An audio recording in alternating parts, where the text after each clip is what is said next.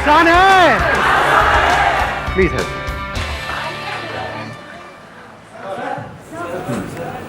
वो पीछे उनको देना कॉर्नर में mic.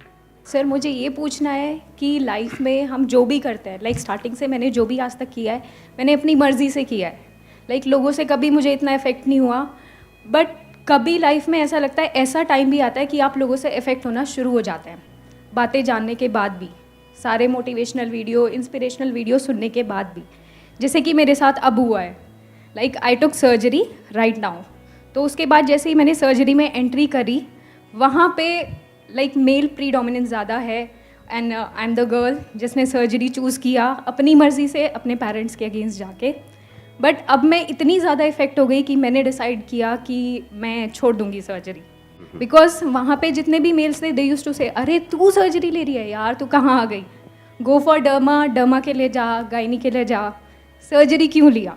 And I was like नहीं, मोटिवेशनल वीडियो देखी है, इंस्पिरेशनल वीडियो देखी है, नहीं इफेक्ट होना चाहिए, बट मैं इफेक्ट हुई और मैंने डिसाइड किया कि मैं छोड़ रही हूँ। तो ऑलरेडी छोड़ दिया आपने या छोड़ने सर वाले नहीं, हो? अब रिजॉइन कर रही हूँ।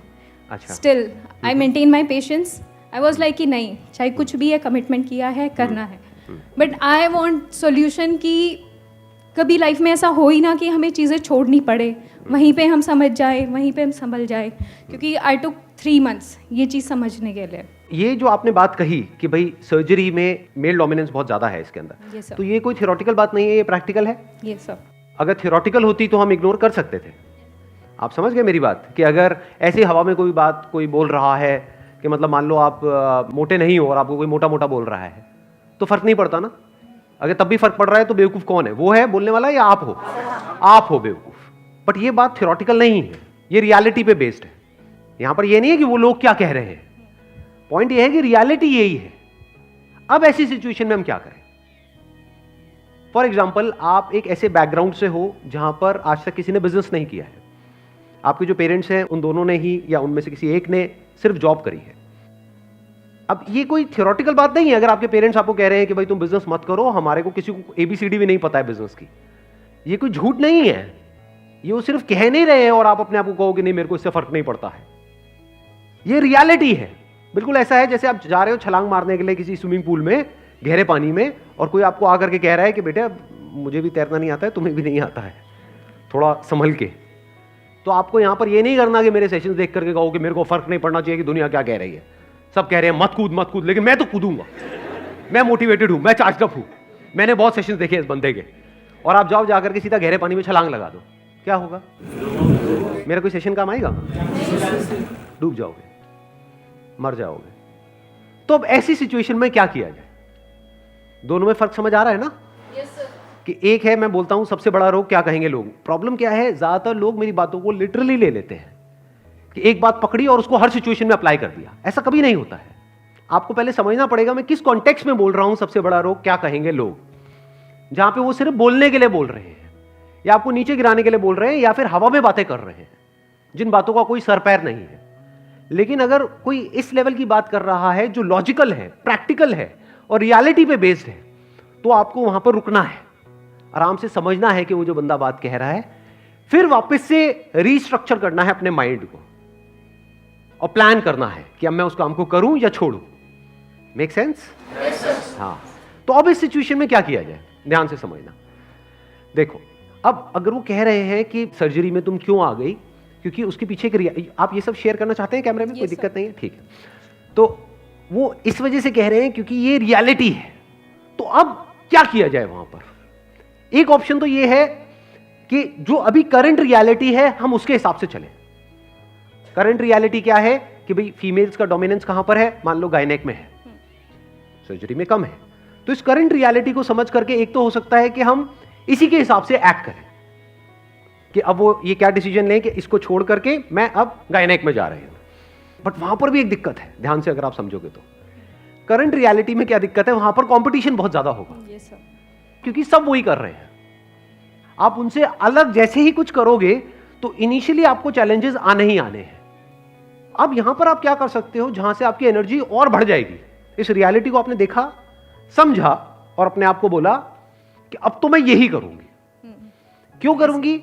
क्योंकि अब मैं सिर्फ अपने लिए नहीं कर रही, अगर सिर्फ अपने लिए कर रही होती तब तो ठीक है, गायनेक भी ठीक है, वहां पर जाऊं और कॉम्पीट करती रहूं।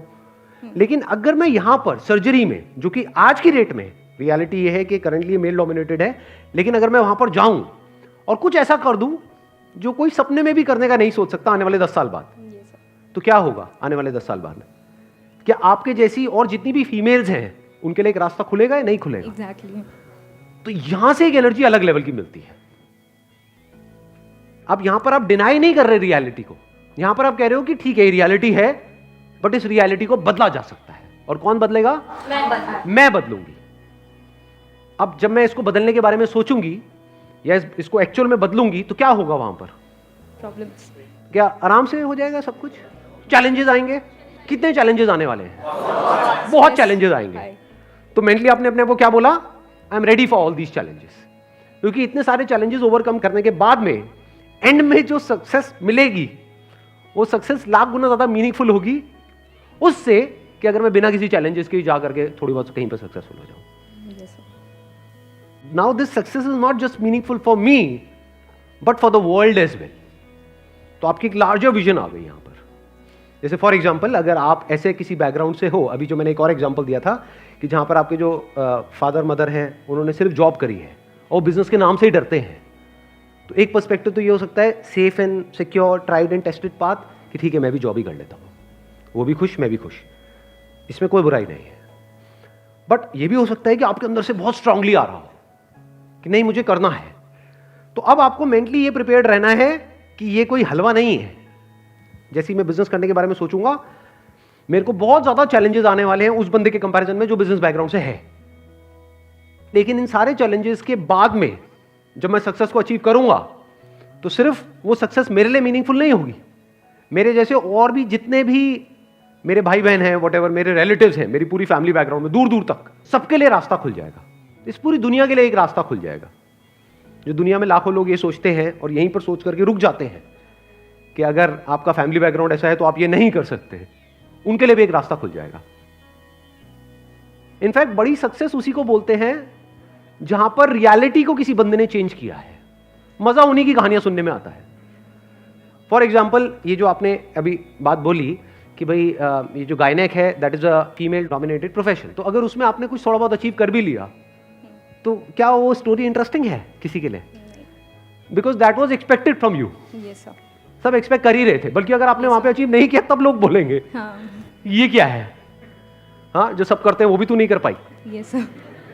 बट अगर आपने कुछ ऐसा किया जो और कोई नहीं कर रहा है, यानी आपका पर्पस क्लियर है, आपका ये वाई क्लियर है कि मैं ये कर क्यों रही हूं, तो जितना वो बोलेंगे उतनी आपकी एनर्जी बढ़ेगी। आ रही है बात समझ में? ये बोलने दो ना, यही तो मैं चाहती हूं कि लोग बोले कि तू नहीं कर सकती, तभी तो करने में मजा आएगा। सर ये जो मैंने 3 मंथ्स का ब्रेक लिया था इसमें मैंने रियलाइज़ किया कि मीनिंगफुल हो मेरा पर्पस। तो इसके लिए मीनिंगफुल बनाने के लिए मैंने सोचा कि सर्जरी में मेल्स ही दिखाने नहीं आते, फीमेल्स भी दिखाने आते हैं पेशेंट्स। और इंडिया में breast cancer second most common है, so why I should not go for breast oncoplastic surgery in future, जहाँ पे जो मेरे चांसेस है बहुत ज़्यादा इंक्रीज हो जाएंगे। और फीमेल पेशेंट्स प्रेफर करते हैं कि फ़ीमेल को ही दिखाएं आज भी इंडिया में। तो मैंने ये मीनिंगफुल पर्पस ढूंढा। It is a very sensible thing that you have chosen कि भाई ठीक है अगर ब्रेस्ट सर्जरी होनी है तो there are lot of females in India, specially उनकी जो फैमिली होती है वो कंजर्वेटिव होती है। कि जब लेकर के जा रहे हैं उनको किसी हॉस्पिटल में तो वो चाहेंगे कि एक फीमेल डॉक्टर ही उनका चेकअप करे। जबकि एक्चुअल में इस प्रोफेशन में कोई फर्क नहीं पड़ता है कि वो डॉक्टर मेल है या फीमेल है, क्योंकि उनका काम है सर्जरी करना, राइट? लेकिन फिर भी कहीं ना कहीं ये फीमेल रिलेटेड प्रॉब्लम्स में वो चाहेंगे कि एक फीमेल ही हो। तो this is one way of looking at it. But reality में एक्चुअली मजा पता है किस चीज में आएगा कि जहां पर कोई सोच भी नहीं सकता कि एक फीमेल हो सकती है, वहां पर भी आप हो।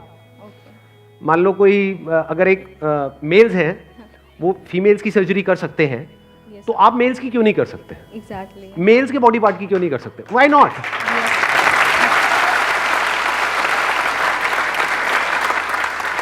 सोचो कोई ऐसी सर्जरी है फॉर एग्जांपल किसी मेल के बॉडी पार्ट्स की जो वो एक्सपेक्ट कर रहा है कि वहां पर एक मेल ही होगा और एक फीमेल डॉक्टर का नाम हो, वो पूछेगा भी नहीं रिसेप्शन पे, वो तो ये एक्सपेक्ट ही करेगा कि वहां पे कोई मेल डॉक्टर ही होगा।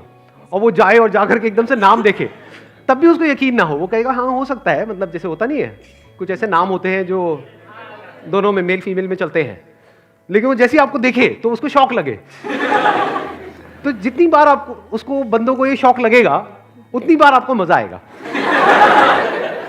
तो आपका जो आप करने वाले हो ना, जो थोड़ा सा अलग होगा, ये पूरी जिंदगी के लिए आपको मोटिवेटेड रखेगा। ये बात बड़ी इंटरेस्टिंग है अगर आप लोग मेरे साथ साथ में देख पा रहे हो तो। बिकॉज क्या होता है, देखो दो तरह के रिएक्शंस होते हैं जो लोगों से हमको मिलते हैं। एक होता है जो सब एक्सपेक्ट कर रहे हैं वही आपने बोल दिया, तो उसमें इतना मजा नहीं आता है। उसमें आपको अंदर से आप क्या कह सकते हो, एक सेंस ऑफ ना तो सेटिस्फैक्शन होता है, ना एक सेंस ऑफ प्राउड होता है, ना कुछ अंदर ट्रिगर होता है। बट जैसे ही आप सरप्राइज देते हो तो सामने वाले को भी झटका लगता है, उसको जितना जोर का झटका लगता है आपको भी उतना मजा आता है। ये चीज रोज मेरे साथ में होती है, डेली ऑलमोस्ट। बहुत सारे लोगों को यही नहीं पता, मैं आपको अपना एग्जांपल देता हूं, बहुत सारे लोगों को यही नहीं पता है, मैं इनफैक्ट जो भी बोलता हूं उनको झटका लगता है, और इसी में मुझे मजा आता है कि कुछ ऐसा हो रहा है जो कोई सपने में भी नहीं सोच सकता। जो वो सोच रहे होते हैं उसका एग्जैक्ट ऑपोजिट होता है जो मैं कर रहा होता हूं। जैसे कोई मेरे को मिलता है, अब थोड़ा बहुत मेरे बारे में उसको पता है, तो वो क्या कहेगा कि आपका ये काम बहुत बढ़िया है मोटिवेशनल स्पीकिंग का। मैं कहता हूं मेरा ये काम नहीं है। काम नहीं है मतलब आप यही तो करते हो। मैंने कहा नहीं, वो मेरा पैशन है। तो ये जो आप कर रहे हो इसके पैसे कहां से आते हैं, ये मैं खुद फंड करता हूं। आप खुद पैसे लगा करके ये कर रहे हो तो उसमें आपको क्या फायदा हो रहा है? मुझे कोई फायदा नहीं हो रहा है। मतलब हर लाइन में एक झटका है। तो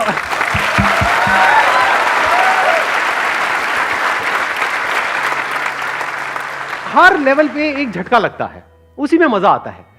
लेकिन ये सब उनके लिए झटका है, मेरे लिए नहीं है, क्योंकि मेरे फंडे क्लियर है, मेरा अपना पर्पस क्लियर है कि मैं क्या कर रहा हूं, क्यों कर रहा हूं, वो करके एग्जैक्टली क्या होने वाला है, आने वाले 10 साल बाद क्या होने वाला है, 50 साल बाद क्या होने वाला है, 1000 साल बाद क्या होने वाला है, मैं वहां तक देख रहा हूं।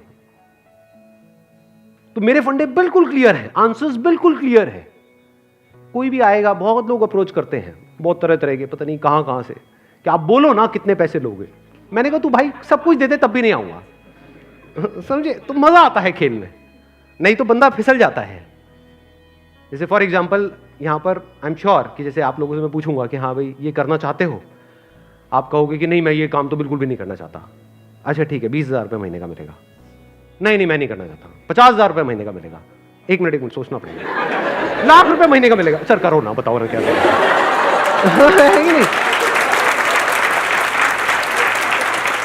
तो वहां पर कुछ भी इंटरेस्टिंग नहीं है, बड़ा बोरिंग सा है, क्योंकि यही दुनिया एक्सपेक्ट करती है कि सबका अपना एक रेट कार्ड है, चाहे वो कितना भी बड़ा सेलिब्रिटी क्यों ना हो, पैसे दो और कुछ भी बुलवा लो। सब बिकने के लिए तैयार बैठे हैं, कचरा भी बेचने के लिए बिक रहे हैं। मैं नाम नहीं लूंगा किसी का भी, जानते हो ना ऐसे सो कॉल्ड सेलिब्रिटीज को। हाँ, अब मजा किस चीज में आता है, कुछ ऐसा करो जो कोई सपने में भी नहीं सोच सकता। कि अगर मैं अगेन नाम नहीं लूंगा, वो सेलिब्रिटी है, वो मान लो 1 करोड़ में आ जाता है, 2 करोड़ में आ जाता है, तू भाई मेरे को 100 करोड़ देगा तब भी मैं नहीं आऊंगा, ना है तो ना है।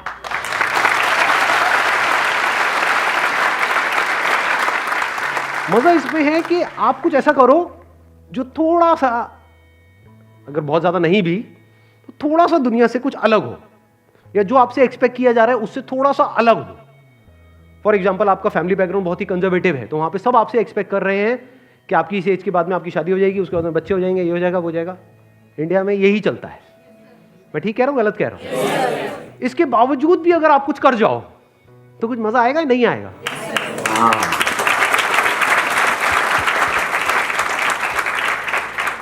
तो थोड़ा सा लाइफ को इंटरेस्टिंग बनाओ। इंटरेस्टिंग कैसे बनी रहती है? जब आपने कुछ थोड़ा सा अलग किया है। और अलग क्या होता है, ध्यान से समझना, ध्यान से समझ लेना। अब मैं इसको समअप कर रहा हूं, जो भी मैंने अभी तक कहा है उसको समअप कर रहा हूं। अलग की डेफिनेशन क्या है? अलग की मतलब क्या है कि हाँ यहां पे उल्टे लटक जाओ और बोलो कि मैं कुछ अलग कर रहा हूं। ये है अलग की डेफिनेशन। व्हाट इज अलग? बेसिकली सोशल नॉर्म्स है। ये सोसाइटी कुछ नॉर्म्स बना देती है कि आपका बैकग्राउंड ये है तो आपको यही करना है। अलग की डेफिनेशन क्या है? जो इस नॉर्म से थोड़ा सा हट करके है। जो दुनिया आपके लिए कुछ नॉर्म्स बना रही है या कुछ बाउंड्रीज बना रही है, जैसे ही उस बाउंड्री से आप बाहर निकल जाते हो तो वो अलग की डेफिनेशन है।